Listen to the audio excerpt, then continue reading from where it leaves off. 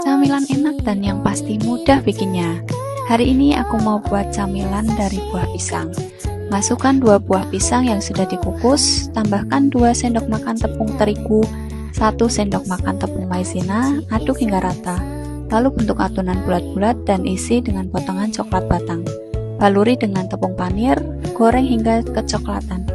Beri topping sesuai seleramu ya. Bahan-bahannya aku tulis di akhir video ya. Selamat mencoba, semoga menginspirasi.